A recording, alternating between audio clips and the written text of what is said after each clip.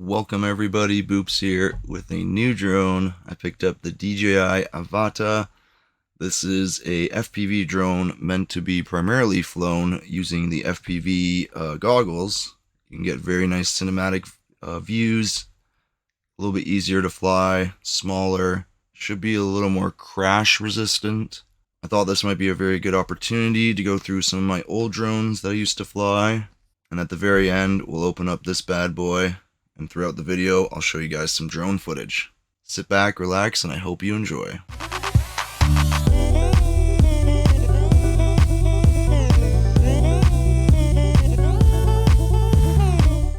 Back when I was a kid, I remember having those helicopters that were super hard to control. Usually ended up breaking very soon. It wasn't until about 6 years ago that I picked up this little guy.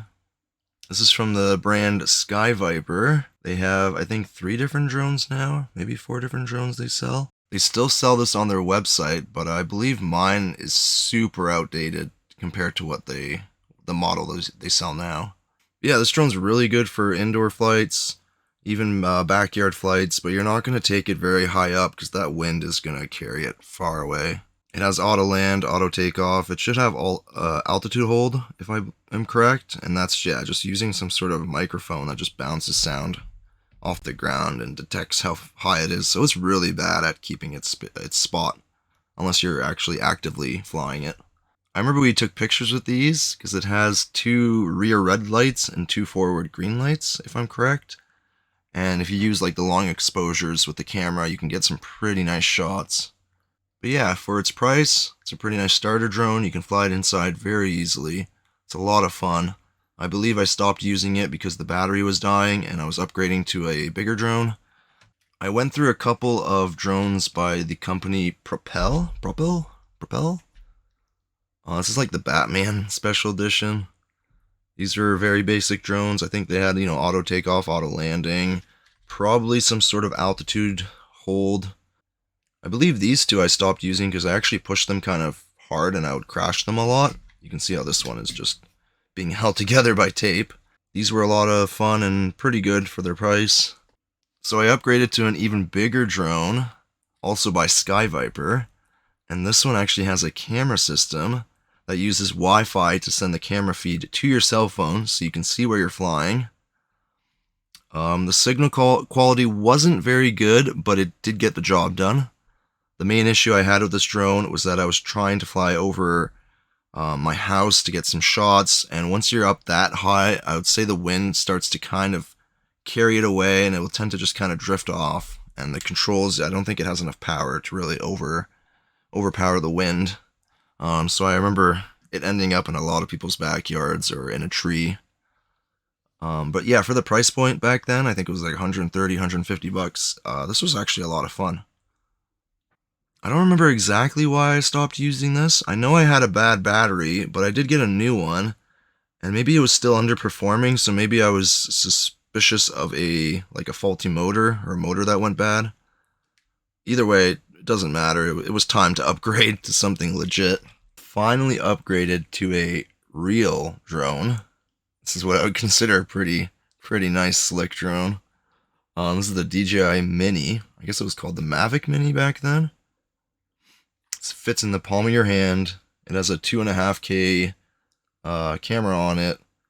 It has video transmission and remote control transmission up to like 8 or 10 kilometers, I want to say, which is pretty crazy. There's your little camera cover. It has a 3-axis camera on it. You get very stable footage with this. And the only sensors it does have are the bottom sensors to detect how close it is to the ground. It does fold out. It's a really nice, fun way. Keeps it very small and portable.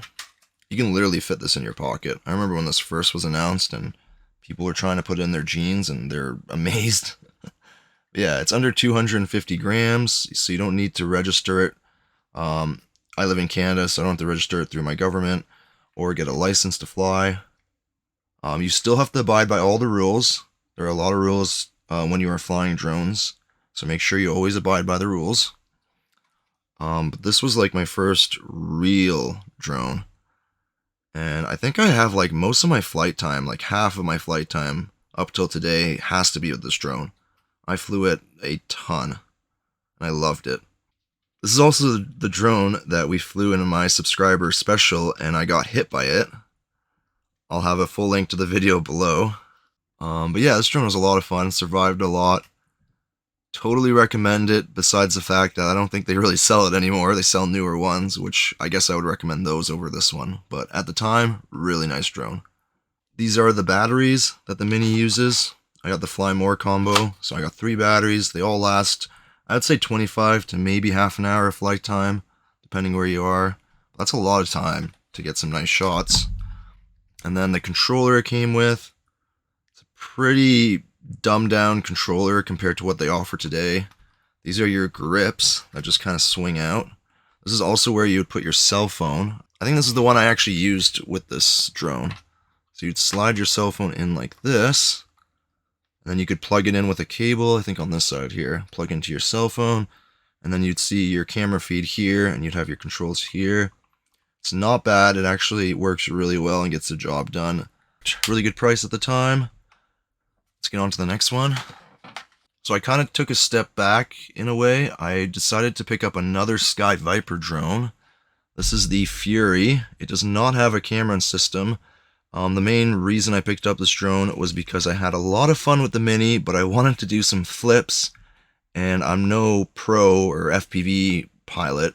So I thought the best and affordable way was to buy this. I think it was like a $60 drone, and on the controller you just have a button for stunts, and whatever direction you're moving in, it will just perform the flip. Thought that was pretty neat, pretty fun. Just something on the side to play with if I get bored with the Mini, because the Mini's a very smooth flying cinematic drone. This is, I guess you'd consider like a stunt toy drone. But yeah, I thought I'd crash this a bunch instead of trying to crash my Mini. I think so far the timeline matches up with which drone I got when. It's kind of hard to remember exactly, but I think this is the next drone. Meet my DJI FPV drone. He's not doing too well here. I actually crashed this drone twice, and it was the second crash that really did it for it. Let's start with what this drone is. This drone comes with these special goggles.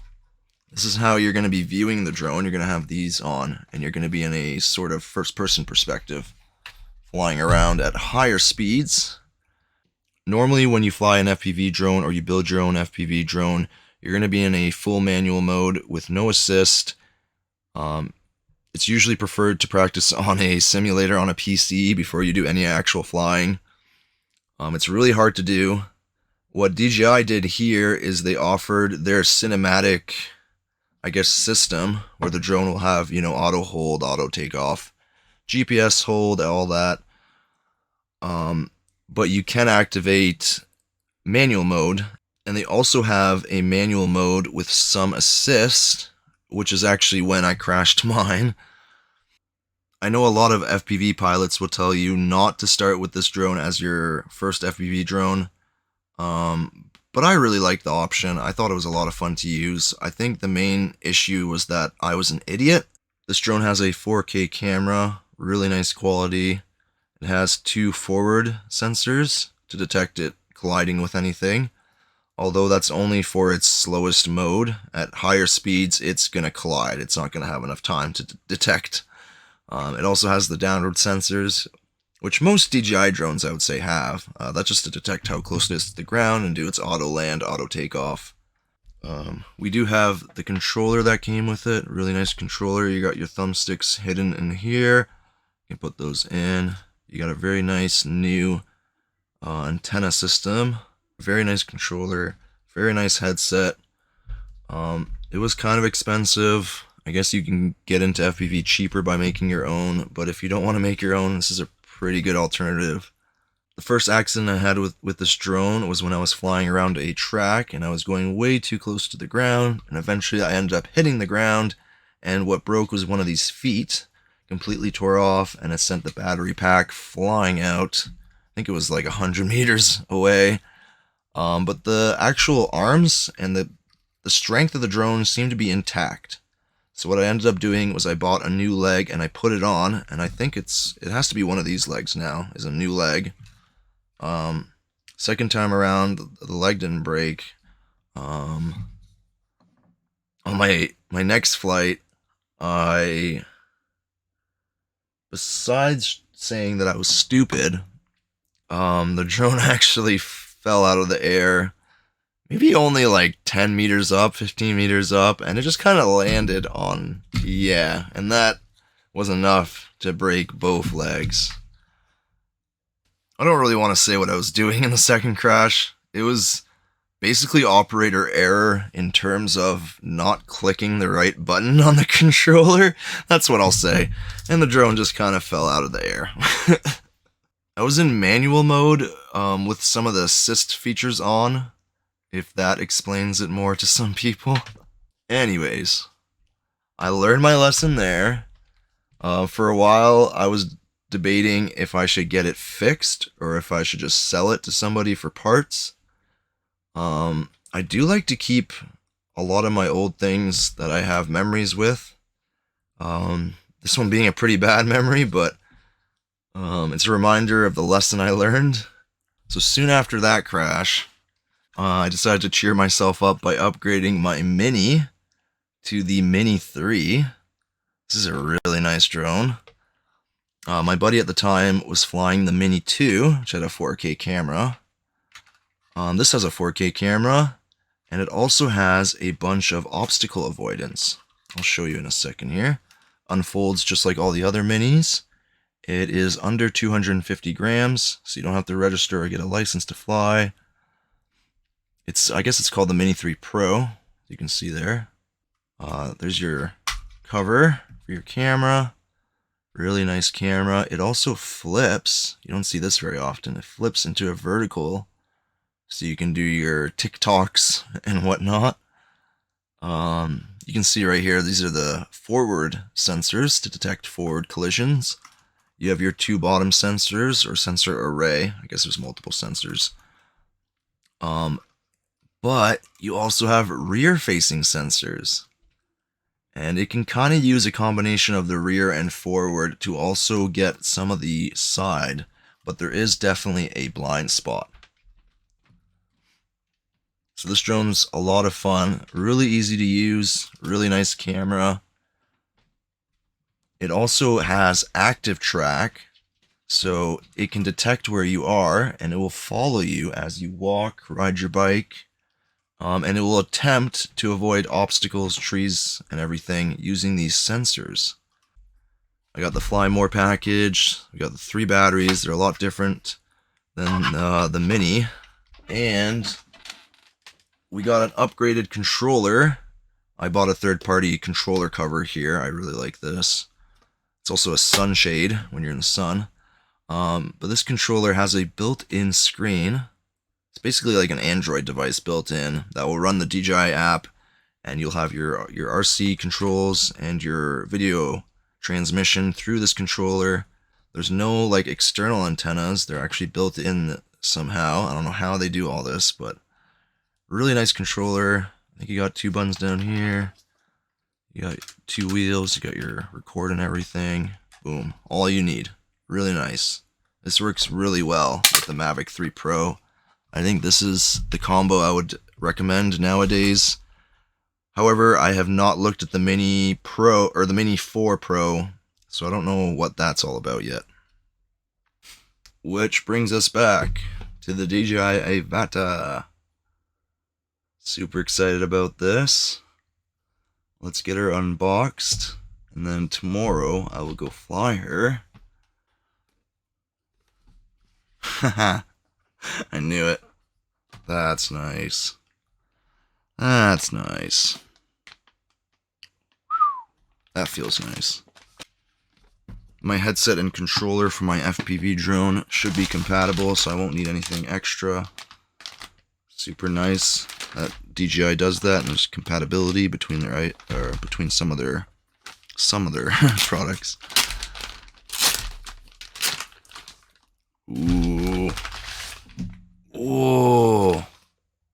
This battery does look a lot similar to their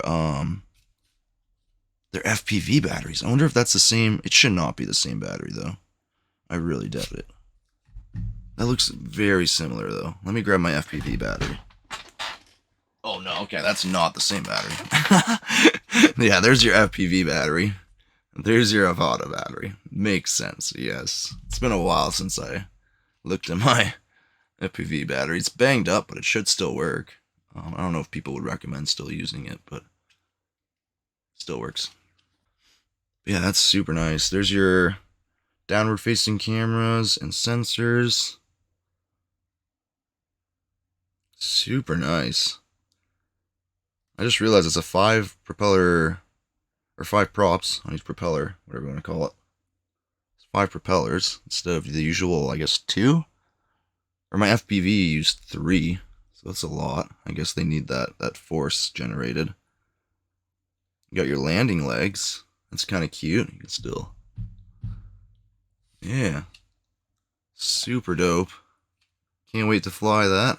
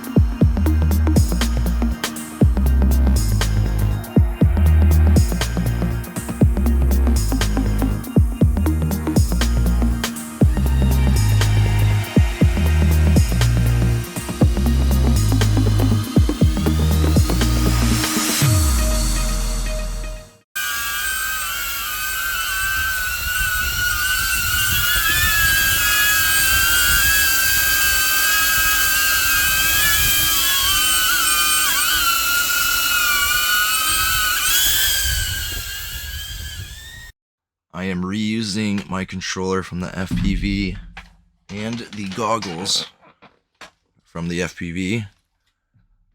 That was very convenient. I didn't have to buy new controller or goggles. All I had to do was buy the drone. I have it registered now, that's why there's the number on top. I flew it out, I think 3 days now in a row. This is a lot of fun. I feel a lot more comfortable and safer flying this. It's less powerful than the FPV, but since it's smaller, I feel like it can kind of maneuver and do turns a lot tighter. You can fly in smaller spaces, you can fly indoors. You'll see me flying under a picnic table. I did not think that was actually possible. I was using the normal and sport mode. I was not going anywhere near manual. But yeah, from the first couple of days, super fun, super fast, easy to use. I had a lot of fun with it. Which brings us to the end of the video. I hope you guys enjoyed looking at all my drones and some of the drone footage. I don't have a ton of drone videos on my channel, but there's some to check out. It's also limiting per season how much time you get to go out and fly your drone. Plus, I still need a lot of practice. Anyways, once again, I hope you guys enjoyed, and I'll see you in the next one. Later days.